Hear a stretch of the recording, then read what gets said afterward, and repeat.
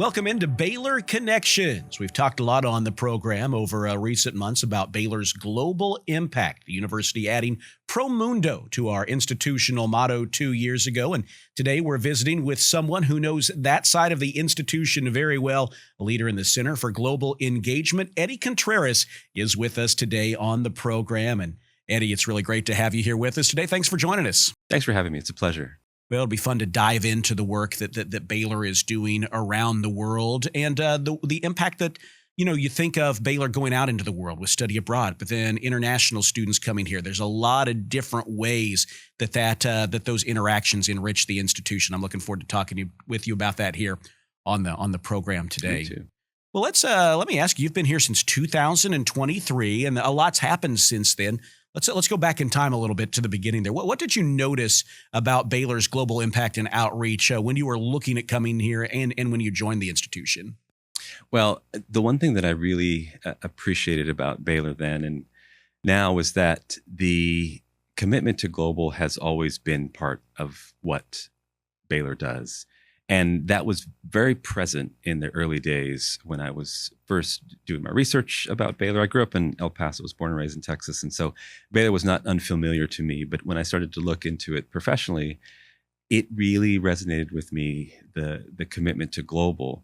What was different then than now is a lot of the commitment was diffuse and in some ways unnamed or unbranded. And so that's something that I've seen evolve and change and that I'm really excited about today. Well, when we added Pro Mundo to the institutional motto, certainly it was an aspiration and a roadmap to where we're going, but also an indication that so much of that great work was already taking place here. I imagine we could talk almost the whole program on this question alone, but overview, how have you seen things change and grow since you got here in 2023? Yeah, I think that's exactly the moniker that has been the piece that's kind of encapsulated the myriad of global endeavors is to be for the church and for the state. That had a resonance with me as a Christian and as a Texan, but to be for the church and for the state, pro ecclesia, pro texana, and now pro mundo for the world is something that is a symbol and a signifier of the growth. But to see how people have taken to that Pro Mundo piece, I love listening to President Livingstone when she speaks. She'll mention that people come up to her and say, I'm doing Pro Mundo research, or this summer I'm going to have a Pro Mundo summer. And whatever that means to that person, whether it's a young undergraduate who's studying abroad or a faculty member who's engaging with a global partnership with an institution around the world, or if it's a international students coming to Baylor, all of that now has the moniker Pro Mundo, and it really is exciting to be part of that. You came here to Baylor after being at other great institutions, University of Portland, Harvard University, and now you're here at Baylor. If you were talking to colleagues from one of those institutions or just anywhere and bragging on what you see here at Baylor, what would you tell them about what makes Baylor's global outreach, global mission, global exchange distinct?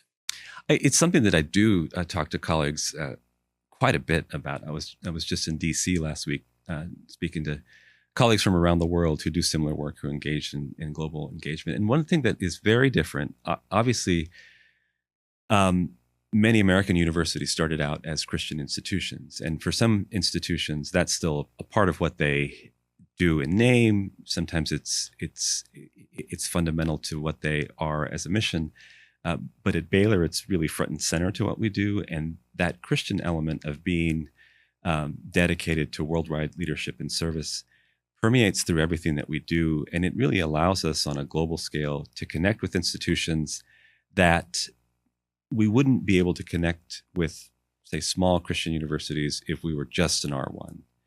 Or if we were just a Christian university without the R1 element, we wouldn't be able to connect with some of the major research universities. But at Baylor, we have partnerships with institutions like Christ University in Bangalore to Oxford University, two very different institutions. But because we're uniquely situated to work with both, to have strong research to work with an Oxford and to have a Christian mission to work with Christ University, that puts us in a league that is very distinctive and very unique amongst U.S. higher education and indeed global higher education. And maybe there's a parallel here. I know your leadership in the Center for Global Engagement. Center for Global Engagement sits at a unique intersection at Baylor University. There's a facility, it's a center, but it's also, I feel like, in a lot of ways, a conduit. And as we describe a lot of the work that's taking place here at Baylor, what does it mean to you to be able to play a role in the Center for Global Engagement, you and your team, that touches students, faculty, partners around the world, and get to probably every day is a little different in bringing those relationships to the forefront? Every day is very different, which I love. But you said it quite clearly. It's a team, and I was blessed to inherit a really strong team. And we've added a few people since I came on. But one of the things that we talk about in our office is serving the university as really a service organization and a partner organization to facilitate the myriad global endeavors that we undertake at Baylor. So, if you look at it in terms of units, we support all the international students in Scholar Service. We've got a terrific team that is working with international students to make sure that they are welcome, that they have a sense of belonging, and that they feel part of a community. With Study Abroad, we work with faculty and students to get them out into the world, to have educational experiences that are meaningful, that are not one-off, that are not superficial. That's something that we do in service to our students and in partnership with our faculty and departments. And then we have been working on building up our partnerships unit to work with institutional partners around the world to see where there's overlap with what we do here at Baylor in terms of our research, in terms of our interest in recruiting graduate students and international students.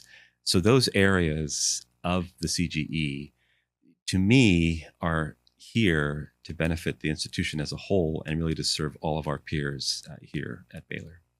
You talked about you used the word relationship and talked about really getting to know your students. It's that, that high touch interaction. What does it mean to you? We talk a lot about Baylor being a caring community. What does it mean to you and to your team to serve students well as it relates to global opportunities of bringing students here?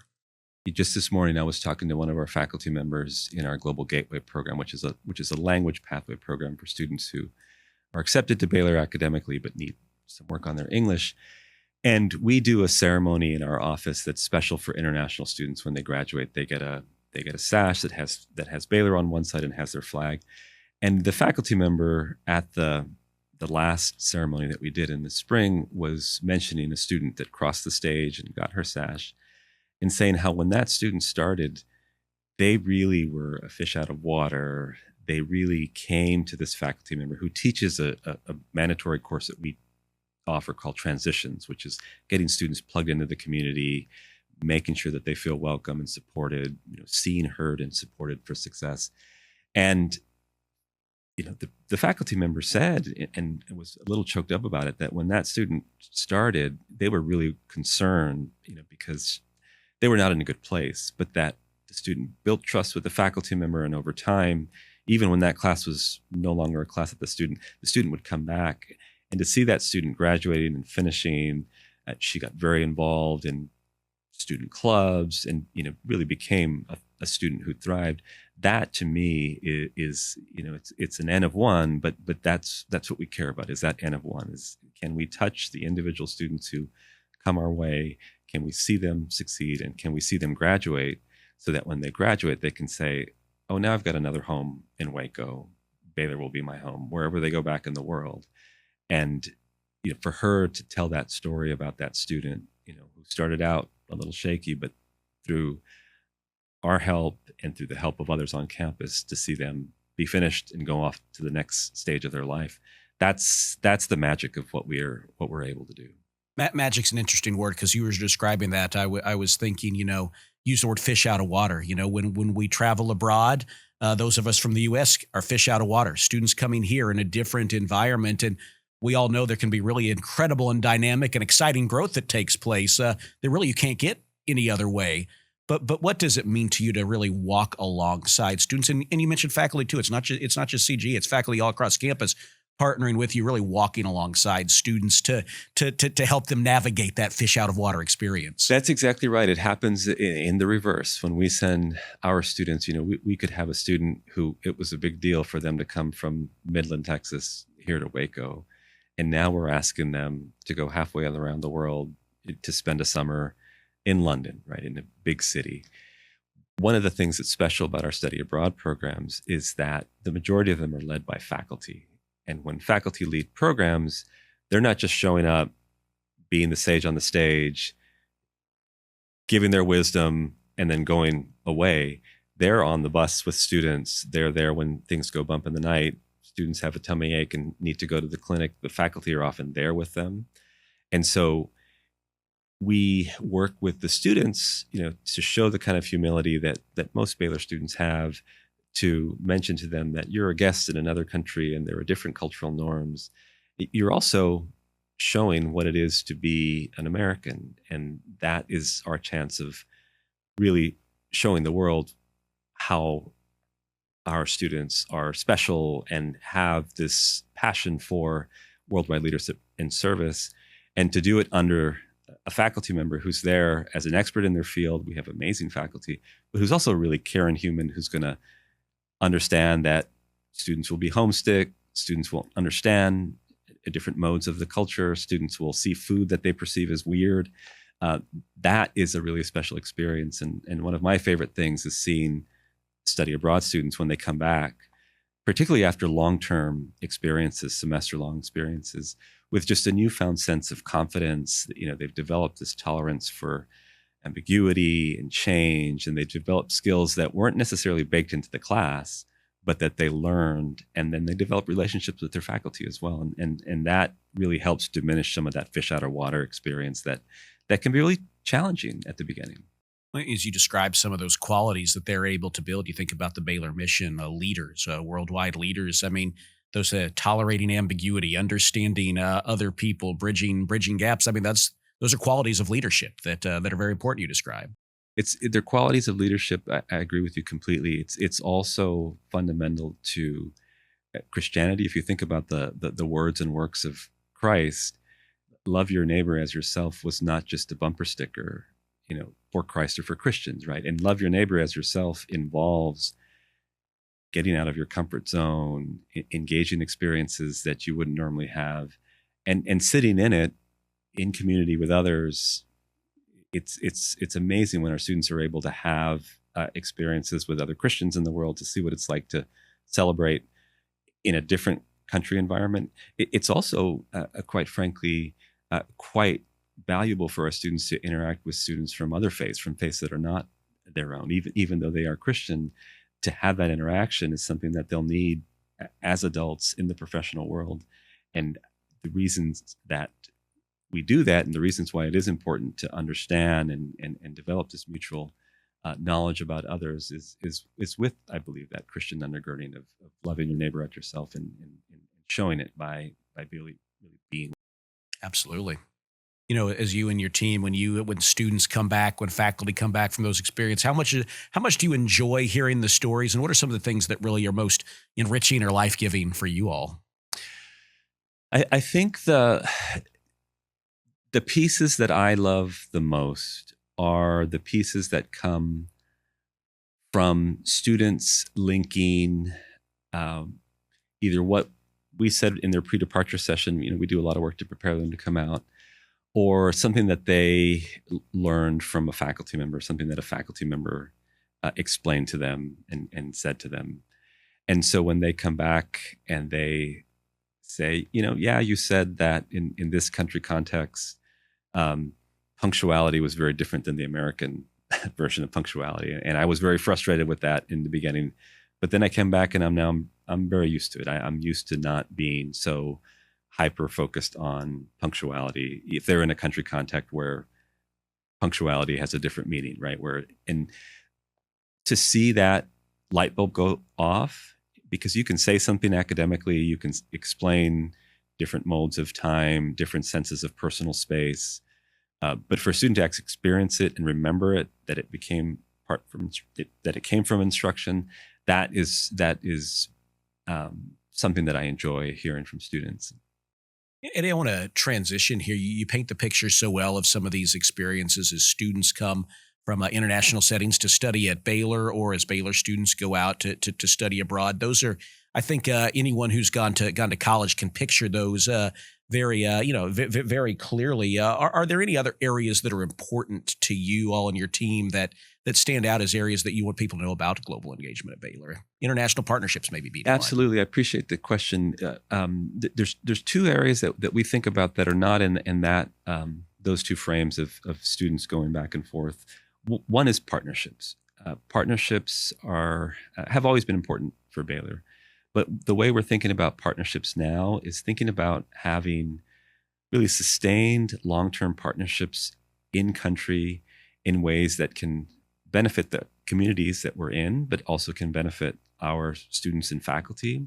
So we've introduced this idea of the hubs, where we would have hubs in different parts of the world, and we're starting this in Rome, where you could have a study abroad program, you could have a missions program, you could have faculty doing research, all together with local partners. And over the long term, the goal is that we would be able to build long-term partnerships with those communities so that the folks who are in country can see, boy, Baylor does have a lot to offer in terms of their academics. We also have really good students and really good faculty who are willing to work with us.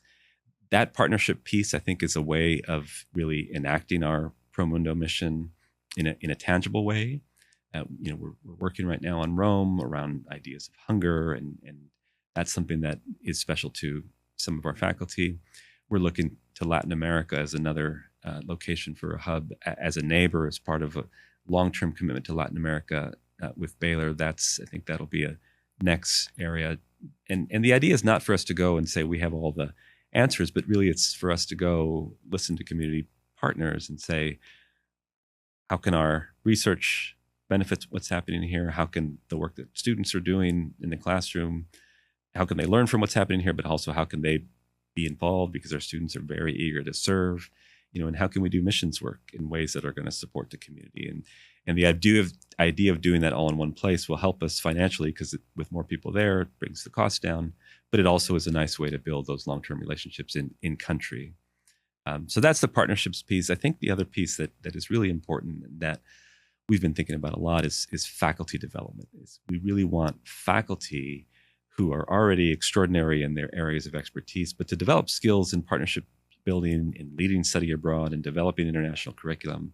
So we're introducing something called the Pro Mundo Institute that will be in Accra, Ghana this summer, as a way of inviting faculty. This is something that we've had funded from a generous donor to fund faculty to go to Africa, to be in Ghana, to meet with partners, and then we'll ask the faculty after they've returned to develop either a new course or study abroad program, or to make a commitment to partnering with one of the organizations that we've met with, as a way of generating more engagement with different parts of the world where we don't work as much as regularly as we do in, say, Europe, Western Europe. So there's that aspect of being able to go and grow, but also some very tangible outcomes coming back from this. And I want to ask you, you mentioned some of these global partners. Are these educational institutions, businesses, nonprofits, religious organizations, and all of the above? All of the above. The primary anchors for our partnerships over the past several years, at least with CGE, has been with institutions, universities, and institutions of higher education. But with the hubs, we're looking to partner with local nonprofits, local non-government organizations, when possible, working with even ministries of education in countries.